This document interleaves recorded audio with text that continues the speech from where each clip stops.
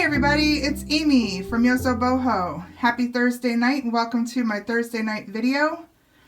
As you probably know, there's still no thrifting happening, at least not here in the state of Ohio. So this week I've decided to do a what's it worth video with some things that I've thrifted over the past 6 months to 8 months. Probably since I, kind of started deciding to resell. So we're going to dive into these and maybe you'll be surprised what's worth the most. But it would be fun for you to take a guess now. What do you think out of these 6 items is worth the most? We'll get into them and then I'll share, of course, on screen what I have found out about them. If you notice that we're in a different area, so I'm actually in my downstairs. This is where I take photos when I'm listing things online or on the website. But you'll see I have storage here, all my boxes and shipping, my shipping area where I print my labels. That's what that's all hooked up to. I have a scale back there. All my shipping stuff, I buy a lot of it new. I have all my boxes. They're actually printed with the Yoso Boho logo on them. I actually was able to print them at the same cost that you could buy like U-line boxes. So if you have a logo, might as well, right? And then if you spend over a certain amount of money, it's free shipping. So I have shared in the past some of my shelves. These are all the things that, most of these are listed. I'd say 80% of them are listed. You'll find them on the website. Some of them are listed on eBay. Like I know this guy's listed on eBay. He's cool.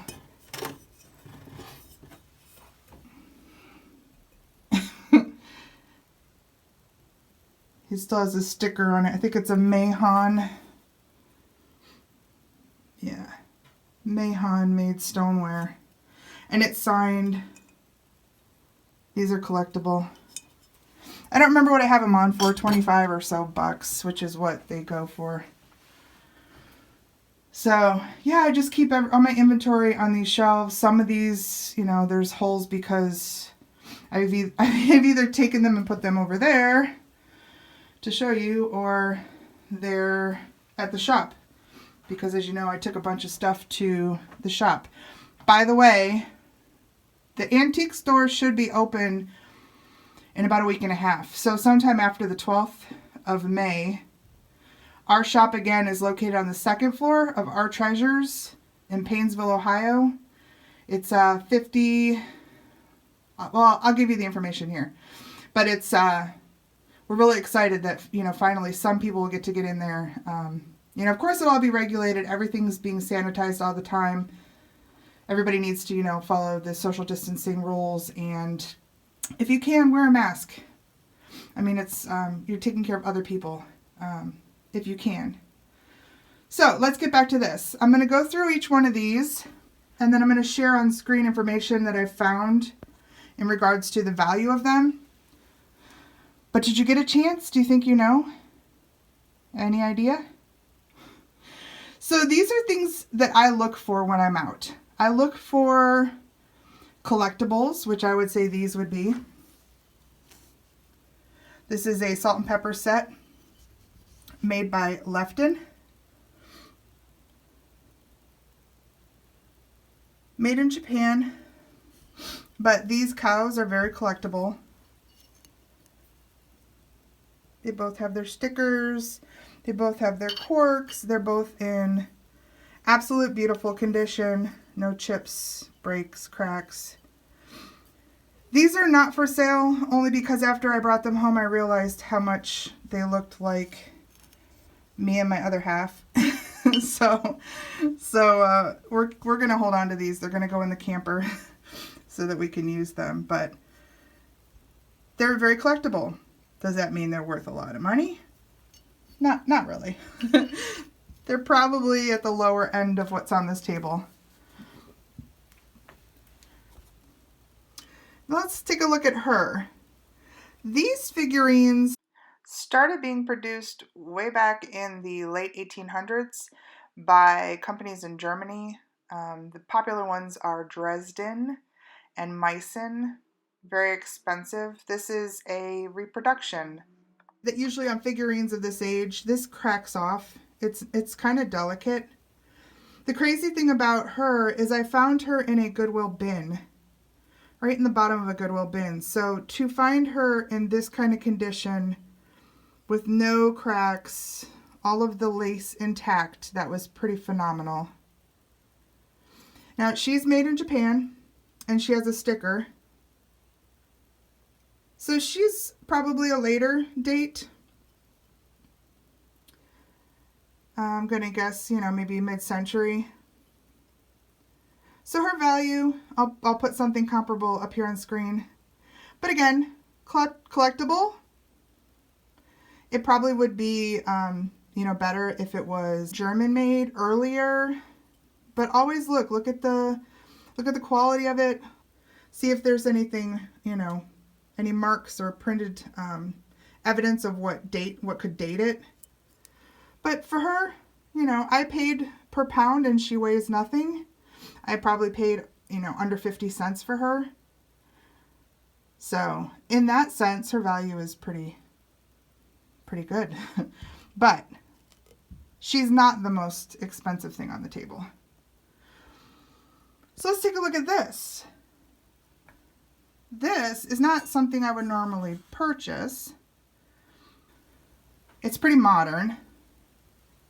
But because it was in mint condition, and if you could feel this, you would feel the delicate nature of these pieces. The flowers, his beak, look at the tiny little, his wings. It's beautifully constructed. Now this is a piece called Violet Crowned Hummingbird with Azaleas by Andrea. And this is Andrea by Zadek. I get fooled by a lot of Andrea by Zadek pieces because they did a lot of things that really harken back to some older pieces. In fact, I found a stack of bone dishes. I'll share here what those are. I thought, at a glance that they were turn of the century or Victorian era bone dishes. But no, they were Andrea by Zadek. So, and I don't know if I'm saying that right, Sadek. Yeah. You really have to be careful because they have some beautiful things in like a celadon glaze that you would kind of think of as being 30s or 40s. As soon as you pick it up, you realize it's probably something from the 80s or 90s made by Andrea by Zadek. So just a lesson out there. This guy, because of his condition, he sells for pretty decent, and I'll show you that eBay comps. So he was definitely worth picking up. Did it have the price? No, but I think I probably spent less than $5 on him. So definitely worth the value of picking him up. Now, behind this piece is a clay piece.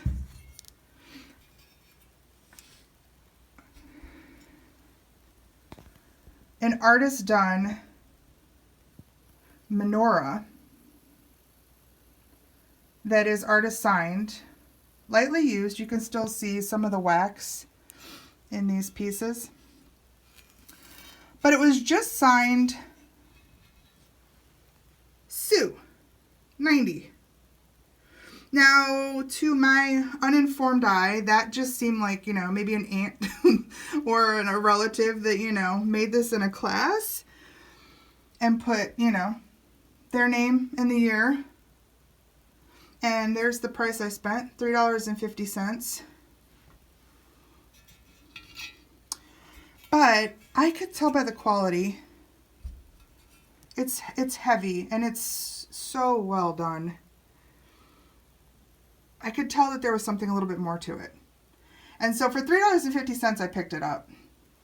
And I came to learn that Sue is a very well-renowned clay menorah artist. And her things sell for sometimes hundreds of dollars. So I'll show you here, probably in Worth Point, what her stuff sells for. I mean, as you can see, she created some things. She is no longer an actual working artist, and she doesn't make any anymore. So I'm sure the value of these will continue to rise. And I believe I have this one on my website for, I want to say 120, which is really, really a good price for what I see them going for. So the value of this, probably closer to 150, 200, maybe even more.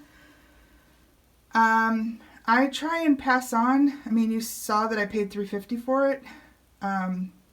Selling this for even, 100 or 120 will help me fund my mission to continue to search and find some of these and get them back into circulation, save them from the landfill. So I don't try and, price things like you might expect. I've always said for people to go to the website and then please go and look at eBay and see what I've, kind of determined, because I think, everybody should reap in some of the savings that, I can pass along on something like this that, is obviously an heirloom piece to anybody who would purchase this. So, all right, let's move along to this piece. I loved this piece when I saw it. I could tell it had some age. You can see in here, crazing. So this piece is marked Burslem, England, H.G. Wood. This 1769 is not a date. I'll show you some information on this piece here while I'm talking about it. In my research, I learned that H.J. Wood is a spin-off of Wood and Son pottery. Wood and Son pottery was started well back into the 1800s, and if you know anything about earthenware, or you see large platters of semi-porcelain or earthenware from England, Wood and Son was very popular in making those. H.J. Wood, which is the piece that I have here, spun off in about 1930. There was someone who worked for the company who created some designs and continued to sell them on his own, and these designs have been in production for years. So while this picture was made in the 40s, you will see, on eBay, the same design on other pictures or platters that were made in the 60s. And the 60s mark looks more like this. It's a, handwritten kind of font, and that, that is indicative of a more modern piece of pottery. Even more modern than that, if you see something that looks more kind of crisp and white but carries the same design, Wood and Son became just Wood Potters later, and they went on to make the same pattern. So while mine is older, just be aware that when you look around and look for comps, that there's others out there that are from, newer date. Just be careful. So, like I said, this one from eBay that just sold for $11 is probably made in the 90s. Finally, I have these guys. These kittens were a bit of a surprise. They sat on the bottom shelf of my favorite little thrift store for several weeks, and I saw them at least 2 to 3 weeks in a row. I saw them. They had very cheap, like plastic bows around their necks, green and red for Christmas, and I thought they looked, not really in my sense of style, something that I would normally go for. I thought they looked a little cheap, especially with those little ribbons But for some reason, the one day that I went in, I decided to pick it up and check it out. And I'm glad that I did, because you see in here, it says Italy. This is probably a model number. And it turns out that this piece is a 1950s, maybe 60s piece of Majolica. Now, Majolica was a ceramic that was coated in tin. Originally it was coated in lead and fired, and then it created this white, opaque white surface that was then painted on. And there are some very expensive older Majolica pieces. If you find antique Majolica, do some research. Amazing how much, old antique Majolica pieces go for. Now, something like this from the mid-century, it still has some really good value. I think on my website, I currently have it priced at $80. I found it on an antique website that originally had it posted for closer to $300. I just checked and they've dropped it almost half of that. So, Majolica has dropped in value a little bit, especially these mid-century pieces, even just since the research I've done in getting this one, which was, like I said, within the past year or so. So did you guess what the most valuable thing was? If you guessed it was the Sue Truman menorah, you would be correct. So although it's hard to value this piece because it is rare and the comps are hard to find, especially current comps, it doesn't seem like there's as much out there of these, selling. It's hard to say, what the true value is. Now, like I said, on my website, I have it up for $120. I think that's unbelievably reasonable.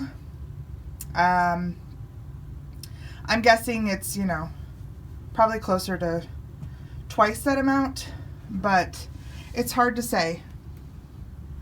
But I hope you enjoyed going through these and seeing, the surprises. I think I paid $2 for these kitties.